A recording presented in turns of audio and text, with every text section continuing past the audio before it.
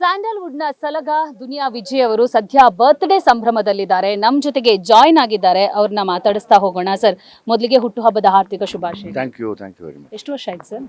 ನನಗಮ್ಮ 50 ತುಂಬಮ್ಮ 51ಕ್ಕೆ ಬಿದ್ದಿದ್ದೀನಿ. Age ಆಯ್ತು ಅಂತ feel ಆಗ್ತಿದೆಯಾ sir? ನನಗೆ ನನ್ನ ತಲೆಗೆ ತೊಗೊಂಡಿಲ್ಲ ಅದನ್ನು. ಸರ್, ಈ ಗೆಟಪ್ ನಿಮ್ಮ ಇವತ್ತಿನ ಶೂಟಿಂಗು ಸೊ ಸಾಕಷ್ಟು ಪೋಸ್ಟರ್ ಮೂಲಕ ರಾರಾಜಿಸ್ತಾ ಇದೆ, ಎಲ್ಲೆಡೆ ವೈರಲ್ ಕೂಡ ಆಗ್ತಾ ಇದೆ ಈ ಪೋಸ್ಟರ್ಸು. ಸೊ ನಿಮ್ಮ ಗೆಟಪ್ ಬಗ್ಗೆ ಅಥವಾ ನಿಮ್ಮ ಸಿನಿಮಾದ ವರ್ಷನ್ ಬಗ್ಗೆ ಹೇಳ್ಬೋದಾ ಸರ್? ಸಿನಿಮಾ ತುಂಬ ಎಮೋಷ್ನಲ್ ಆಗಿರುತ್ತೆ. ಇದು ಅಂದರೆ ಉದಾಹರಣೆಗೆ ಸುಮ್ಮನೆ ಅವ್ರ ಕಡೆ ಪ್ಯಾನ್ ಮಾಡಿ ಒಂದ್ಸರಿ ತೋರಿಸ್ತೀನಿ. ಅಲ್ಲಿ ಅವ್ರನ್ನ ನೋಡಿ, ಇವ್ರನ್ನ ಅವ್ರ ಕಡೆ ನೋಡಿ, ಇವ್ರಿದಾರಲ್ಲ, ನಮ್ಮ ತಾತ, ನಮ್ಮ ತಂದೆ, ಬಾಣ ಬಾಣ ಬಾಣ ಬಾಣ ಬಾಣ ಬಾಣ ನಮ್ಮ ತಾತ ನಮ್ಮ ತಂದೆ ಎಲ್ಲ ಹಿಂಗೆ ಇದ್ದವರು, ಇದೇ ಬಡತನದಲ್ಲಿ ಅಥವಾ ಇದೇ ರೈತರ ಥರ ಬೆಳೆದವರು. ಸೊ ಹಂಗಾಗಿ ಇವ್ರನ್ನ ರೆಪ್ರೆಸೆಂಟ್ ಮಾಡುವಂಥ ಒಂದು ಕತೆ. ಇವತ್ತೆಲ್ಲ ಮಕ್ಕಳು ಇವತ್ತೆಲ್ಲ ಊಟ ಸ್ವಲ್ಪ ಬುದ್ಧಿ ಬಂದಿದ ತಕ್ಷಣ ಊಟ ಮಾಡೋಕ್ಕೆ ಗೂಗಲ್ ಆನ್ ಮಾಡ್ತಾರೆ. ಅಂಥ ಕಾಲ ಬಂದ್ಬಿಡ್ತು. ಅದರಲ್ಲಿ ನಮ್ಮನ್ನೆಲ್ಲ ಮರ್ತು ಬಿಡ್ತಾರ, ಇವ್ರನ್ನೆಲ್ಲ ಮರ್ತು ಬಿಡ್ತೀವ, ಮರಿ ಕೂಡೋದು ಅನ್ನೋ ಒಂದು ನೆನಪಿನ ಕತೆ ಇವೆಲ್ಲನು. ಅದನ್ನ ಅದಕ್ಕೋಸ್ಕರ ಈ ಕಥೆನ ಇಷ್ಟಪಟ್ಟಿದ್ದೀನಿ ನಾನು. ಸರ್, ನೀವು ಮಾತಾಡ್ತಿರ್ಬೇಕಾದ್ರೆ ಒಂದು ಮಾತಂದ್ರಿ, ನನಗೆ ಈ ಒಂದು ಕಾಸ್ಟ್ಯೂಮ್ ಅನ್ನ ವೇರ್ ಮಾಡ್ಬೇಕಿದ್ರೆ ಒಂದಿಷ್ಟು ನೆನಪುಗಳು ಕಾಡಕ್ ಶುರುವಾಗಿದೆ ಅಂತ. ಸೊ ಅದ್ರ ಬಗ್ಗೆ ಹೇಳೋದಾದ್ರೆ ನಾವು ಅದೇ ಒಂದು ನಮ್ಮ ಮನೆಗಳಲ್ಲಿ ಅಥವಾ ನಾವು ಏನು ಈ ಭಾಗದಲ್ಲಿ ನಿಂತಿದ್ದೀವಿ, ನೆಲಮಂಗಲ ಈ ಸರೌಂಡ್ ನಿಂತಿದ್ದೀವಿ, ಇಲ್ಲೆಲ್ಲ ಇವತ್ತು ಒಂದಷ್ಟು ಮಕ್ಕಳು ಬೆಳೆದಿರೋರು ಸ್ಟೈಲಿಶ್ ಆಗಿದ್ದಾರೆ. ಬಟ್ ಅವ್ರ ಫಾದರ್ಸ್ ಎಲ್ಲ ಇನ್ನೂ ಹಂಗೆ ಇದ್ದಾರೆ. ನಮ್ಮ ಥರನೇ ಪಂಚೆ, ಪಟಾಪಟಿ ಚಡ್ಡಿ, ಈ ಥರ ಶರ್ಟ್ ಹಾಕ್ಕೊಂಡು ಇದೇ ಥರ ಇವತ್ತು ದುಡಿತಾ ಇದ್ದಾರೆ.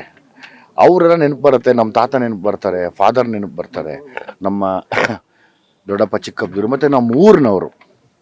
ನಾವೆಲ್ಲ ನಮ್ಮ ಫಸ್ಟ್ ಆಫ್ ಆಲ್ ನನಗೊಂದೇ ಮನುಷ್ಯ ಜಾತಿ ಒಂದೇ ಗೊತ್ತಿರೋದು. ಬೇರೆ ಜಾತಿ ಧರ್ಮ ಅದನ್ನೆಲ್ಲ ಫಾಲೋ ಮಾಡೋಕ್ಕೆ ಮನುಷ್ಯನಾಗಿ ಬದುಕಿದಾಗ ಅವರ್ಯಾರೋ ನೊಂದಿರೋ ಕತೆ ಹೇಳೋಕ್ಕೆ ಇಷ್ಟಪಡ್ತೀನಿ ಅಷ್ಟೇ. ಸರ್, ಒಂದಿಷ್ಟು ನೆನಪುಗಳು ಕಾಡುತ್ತೆ ಅಂತ ಅವಾಗಲೇ ಹೇಳಿದ್ರಿ. ನಿಮ್ಮ ದಿನಗಳು ಅಂದ್ರೆ ಆ 70s 80s ಅಲ್ಲಿ ನಡೆಯುವಂತ ಒಂದು ಕತೆ ಇದು. ಸೊ ಆ ದಿನಗಳನ್ನ ನೆನಪಿಸಿದಾಗ ರಿಯಾಲಿಟಿ ಇದೆಯಾ ಈ ಸಿನಿಮಾದಲ್ಲಿ, ಹೇಗೆ ಅಂತ? ಖಂಡಿತವಾಗ್ಲೂ ರಿಯಾಲಿಟಿ ಇದೆ. ಅದೇ ಜಡೇಶ್ ವಿಶೇಷತೆ. ಯಾವಾಗ್ಲೂ ಜಡೇಶ್ ಸ್ಪೆಷಲಿಸ್ಟ್ ಅದರಲ್ಲಿ. ಅಂದರೆ ಹಳ್ಳಿ ಸೊಗಡಿನ ಕತೆ ಹೇಳೋದ್ರಲ್ಲಿ. ಸರ್, ನಿಮಗೆ ನಾಯಕಿಯಾಗಿ ಕಾಣಿಸ್ಕೊಳ್ತಾ ಇರೋರು ರಚಿತಾ ರಾಮ್, ಅವರನ್ನ ಯಾವ ತರ ನೋಡಬಹುದು ಸಿನಿಮಾದಲ್ಲಿ? ಜೊತೆಗೆ ನಿಮ್ಮ ಏಜ್ಗೆ ತಕ್ಕಂಗೆ ಬ್ಯಾಲೆನ್ಸ್ ಮಾಡ್ತಿದ್ದೀರಾ ಹೇಗೆ ಅಂತ? ಹೌದು, ರಚಿತಾ ರಾಮ್ ಅವರು ತುಂಬ ಚಾಲೆಂಜಿಂಗ್ ಆಗಿ ಈ ಕ್ಯಾರೆಕ್ಟರ್ನ ತೊಗೊಂಡು, ನಾನು ಆ ವಿಷಯದಲ್ಲಿ ಅವ್ರನ್ನ ಅಪ್ರಿಷಿಯೇಟ್ ಮಾಡ್ತೀನಿ ರಚಿತಾ ರಾಮ್ ಅವ್ರನ್ನ. ಯಾಕೆಂದರೆ ನನಗಿಂತ ತುಂಬ ಚಿಕ್ಕವರಾದ್ರೂ ಇಷ್ಟು ದೊಡ್ಡ ಪಾತ್ರ ಮಾಡ್ತಾರಲ್ಲಮ್ಮ. ಅಂದರೆ ಯಾವತ್ತೂ ನಟನೆ ಮಾಡೋರಿಗೆ ನಟನೆಯ ಪಾತ್ರ ಏನು ಅನ್ನೋದು ಮುಖ್ಯ ಅಷ್ಟೇ, ಅಲ್ಲಿ ವಯಸ್ಸು ಯಾವುದು ಮುಖ್ಯ ಆಗಲ್ಲ. ಸೊ ಹಂಗಾಗಿ ನಾನು ತುಂಬ ಥ್ಯಾಂಕ್ಫುಲ್ ಆಗಿದ್ದೀನಿ ರಚಿತಾ ರಾಮ್ಗೆ. ಸರ್, ಅದರ ಜೊತೆಗೇನೆ ನಿಮ್ಮ ಮಗಳು ಕೂಡ ಚಿತ್ರರಂಗಕ್ಕೆ ಪಾದಾರ್ಪಣೆ ಮಾಡಿರೋದು ಈ ಸಿನಿಮಾದಲ್ಲಿ ಒಂದು ಪ್ರಮುಖ ಪಾತ್ರದಲ್ಲಿ ಕಾಣಿಸ್ಕೊತಾ ಇದ್ದಾರೆ. ಸೊ ಅಪ್ಪ ಮಗಳಾಗಿ ಕಾಣಿಸ್ಕೊತಿದ್ದಾರೆ ಅನ್ನೋದು ಈ ಹಿಂದೆ ಹೇಳಿದ್ರಿ. ಸೊ ಹೆಂಗ್ ಫೇಸ್ ಮಾಡ್ತಿದ್ದೀರಾ ಸರ್ ಶೂಟಿಂಗ್ ಸಂದರ್ಭದಲ್ಲಿ? ಅಂದರೆ ಅಲ್ಲಿ ಬಂದಾಗ ತಂದೆ ಮಗಳೇ, ಬಟ್ ಪಾತ್ರದ ತಂದೆ ಮಗಳಾಗಿರ್ತೀವಿ. ಮನೇಲಿರೋ ತಂದೆ ಮಗಳ ಥರ ಇರಲ್ಲ. ಅವಳು ತುಂಬ ಇಂಟ್ರೆಸ್ಟಲ್ಲಿ ಕೆಲಸ ಮಾಡ್ತಿದ್ದಾಳೆ. ಆಮೇಲೆ ತುಂಬ ಆಸೆ ಇದೆ ನನಗೆ. ಅದೆಲ್ಲ ನೋಡಿದಾಗ ನನಗೆ ಒಂದು ಕಡೆ ಅಪ್ಪ ದೇವ್ರು ಒಳ್ಳೇದು ಮಾಡಲಪ್ಪ ಇವ್ರಿಗೆಲ್ಲನೂ, ಇಬ್ಬರು ಮೋನಿಕಾ ಮನೀಷಾ ಅವ್ರಿಬ್ರಿಗೂ, ಬಿಕಾಸ್ ತುಂಬ ಇಂಟ್ರೆಸ್ಟೆಡ್ ಇದ್ದಾರೆ. ನಾನು ಅದೇ ಹೇಳ್ತೀನಿ, ಡೆಡಿಕೇಟ್ ಮಾಡಿ, ಅದೇ ನಿಮ್ಮನ್ನು ಕಾಪಾಡೋದು. ಹೆಸರು ಬದಲಾಯಿಸಿದ್ರು ಕೂಡ ಅದೇ ಹೆಸರು ಬರ್ತಾ ಇದೆ, ರಿತನ್ಯ.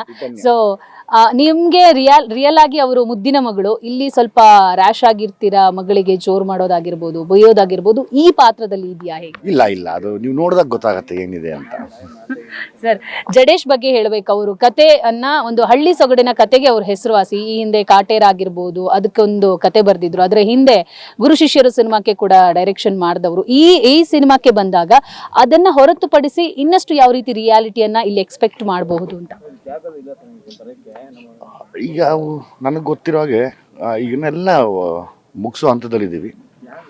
ನನ್ನ ಎಕ್ಸ್ಪೀರಿಯನ್ಸ್ ಪ್ರಕಾರ ಎಲ್ಲ ಹಳೆ ನೆನಪುಗಳು ಕಾಡಿ, ಬಹುಶಃ ಪುಟ್ಟ ಮಕ್ಕಳು ನೋಡಿದಾಗ ಹಿಂಗಿತ್ತ ಅಪ್ಪ ಹಿಂಗಿತ್ತ ಅಂತ ತಂದೆನ ತಾತನ ಎಲ್ಲ ಕೇಳೋ ಥರ ಆಗತ್ತೆ. ಸರ್, ನಿಮ್ಮ ಹಿಂದಿನ ಸಿನಿಮಾಗಳನ್ನ ನಾವು ಗಮನಿಸಿದ್ರೆ ಫುಲ್ ಮಾಸ್ ಆಗಿರ್ತಾ ಇತ್ತು. ಒಂದಿಷ್ಟು ನಮ್ಮ ಪಡ್ಡೆ ಹುಡುಗರಿಗೆ ಇಷ್ಟ ಆಗುವಂತಹ ಒಂದಿಷ್ಟು ಕತೆಗಳು. ಬಟ್ ಇದು ಪಕ್ಕಾ ಹಳ್ಳಿ ಸೊಗಡಿನ ಕತೆ ಅಂತ ಕಾಣ್ತಾ ಇದೆ. ಆ ಒಂದು ಗೆಟಪ್ಗೂ ಈ ಗೆಟಪ್ಗೂ ಎಷ್ಟು ವೇರಿಯೇಷನ್ಸ್ ಇದೆ ಅಂತ? ಈಗ ನಾನೊಬ್ಬ ಬಡ ರೈತನ ಪಾತ್ರ ಮಾಡ್ತೀನಿ ಅಂದರೆ ಅದಕ್ಕಿಂತ ಶ್ರೀಮಂತಿಕೆ ಇನ್ನೊಂದಿಲ್ಲ. ಯಾಕಂದರೆ ರೈತರನ್ನ ರೆಪ್ರೆಸೆಂಟ್ ಮಾಡಿ ನಿಂತ್ಕೊಳ್ಳೋದು ಅದು ದೇವ್ರ ಸಮಾನ ನಮಗೆ. ರೈತರು ಯಾವತ್ತಿದ್ರು ನಾವು ರೈತರ ಮನೆಯವರೇನೆ. ನನಗದು ಆಸೆ. ಈಗ ನನ್ನ ಸುಮಾರು ಜನ ಗೆಟಪ್ ಏನು ಹೆಂಗಿದೆ ಲೇ ಅಪ್ಪ, ಈ ಗೆಟಪ್ಪು ನಿಮ್ಮ ತಾತಂದು ನಿಮ್ಮ ಅಪ್ಪಂದು ಇದೇ ಗೆಟಪ್ ಇದ್ದಿದ್ದು. ಸೊ ಹಂಗಾಗಿ ನೋಡೊಂದು ಸರಿ ಬಂದು ಅಂತ ಹೇಳ್ತೀನಿ. ಲ್ಯಾಂಡ್ ಲಾರ್ಡ್ ಅಂದ್ರೆ ಭೂಮಾಲೀಕ ಅಂತ ನೀವು ಆಗ್ಲೇ ಹೇಳಿದ್ರಿ. ಎಷ್ಟು ಜಾಗ ಹೊಂದಿದ್ದೀರಾ ನೀವು? ಎಷ್ಟು ಆಸ್ತಿಯ ಒಡೆ ಆಗಿದ್ದೀರಾ ಈ ಸಿನಿಮಾ? ನಾನು ಯಾರ್ಯಾರು ನನ್ನ ಪ್ರೀತಿಸ್ತಾರೋ ಅವರೆಲ್ಲ ನನ್ನ ಆಸ್ತಿ. ಅದಕ್ಕಿಂತ ಬೆಲೆ ಕಟ್ಟಕ್ಕಾಗಲ್ಲ ಅವ್ರಿಗೆ. ಅಷ್ಟು ಜನ 100 ಕೋಟಿಗಿನ್ನ ಒಬ್ಬೊಬ್ರು 100 ಕೋಟಿಗಿಂತ ಜಾಸ್ತಿ ಇದ್ದಾರೆ. ಸರ್, ಕೊನೆಯದಾಗಿ ನಿಮ್ಮ ಮಗಳು ನಿಮಗೆ ಏನ್ ಗಿಫ್ಟ್ ಕೊಟ್ರು? ನಿಮ್ಮ ಫ್ಯಾಮಿಲಿಯಿಂದ ಏನ್ ಸರ್ಪ್ರೈಸ್ ಗಿಫ್ಟ್ ಬಂತು ಅಂತ? ಏನು ಇವತ್ತು ಆ್ಯಕ್ಟ್ ಮಾಡ್ತಾರದೇ ಗಿಫ್ಟ್ ಅದು. ಅಂದರೆ ಇವತ್ತು ನಾನು ಕೆಲಸ ಮಾಡ್ತೀನಿ ಅಂತ ನಾಲ್ಕನ್ನು ಕೆಲಸ ಮಾಡ್ತಾ ಇದ್ದಾಳಲ್ಲ, ಆ ಡೆಡಿಕೇಶನ್ ಅವಳಲ್ಲೂ ಇರಲಿ ಅಂತ ಕೇಳ್ಕೊತೀನಿ ಅಷ್ಟೇ. ಸರ್, ಇದು ಇವತ್ತು ನಿಮ್ಮ ಬರ್ಡೇ ಸಿನಿಮಾ ವಿಚಾರ ಹೊರತುಪಡಿಸಿ ಒಂದು ಪ್ರಶ್ನೆ. ಇವತ್ತು ಯೋಗಿ ಅವರು ನಿನ್ನೆ ಸಿದ್ಲಿಂಗು ಟು ಡಬ್ಬಿಂಗ್ ಅಲ್ಲಿ ಹೇಳ್ತಾ ಇದ್ರು, ನಾವು ಚಾನ್ಸ್ ಸಿಕ್ಕರೆ ಮುಂದೆ ಒಟ್ಟಿಗೆ ಸಿನಿಮಾ ಮಾಡ್ತೀವಿ ಅಂತ. ಇದಕ್ಕೆ ನಿಮ್ಮ ರಿಯಾಕ್ಷನ್? ನನಗೂ ತುಂಬ ಆಸೆ ಇದೆ. ನಾವು ಆಫ್ಟರ್ ದುನಿಯಾ ಮಾಡೋಕ್ಕೆ ಆಗಲಿಲ್ಲ, ಭೀಮಾ ಮಾಡಬೇಕಾಗಿತ್ತು, ಮಾಡೋಕ್ಕಾಗಲಿಲ್ಲ. ಮುಂದಿನ ದಿನಗಳಲ್ಲಿ ಮಾಡ್ತೀವಿ. ನನಗೆ ಅವನು ತುಂಬ ಇಷ್ಟ. ಅವನು ಅಂದರೆ ಆಮೇಲೆ ಎಲ್ಲದಕ್ಕಿಂತ ಹೆಚ್ಚಾಗಿ ತುಂಬ ಒಳ್ಳೆ ನಟ ಅವನು. ಯೋಗಿನಕ್ಕಿಂತ ಹೆಚ್ಚಾಗಿ ತುಂಬ ಅದ್ಭುತವಾದ ನಟ ಅವನು. ನನಗೆ ಗೊತ್ತಿಲ್ಲ, ನನ್ನ ಯೋಚನೆಯಲ್ಲಿ, ನನ್ನ ಬರವಣಿಗೆಯಲ್ಲಿ ತುಂಬ ಕಾಡ್ತಾ ಇದೆ ಸ್ಪೆಷಲಿ ಅವ್ನು ಕಾಡ್ತಿದ್ದಾನೆ. ಗ್ಯಾರಂಟಿ ಸಿಕ್ಕಿದ್ರೆ ಬಿಡಲ್ಲ. ಸರ್, ಡೈಲಾಗ್ ರಸದೌತಣ ಇರುತ್ತಾ ಸಿನಿಮಾದಲ್ಲಿ?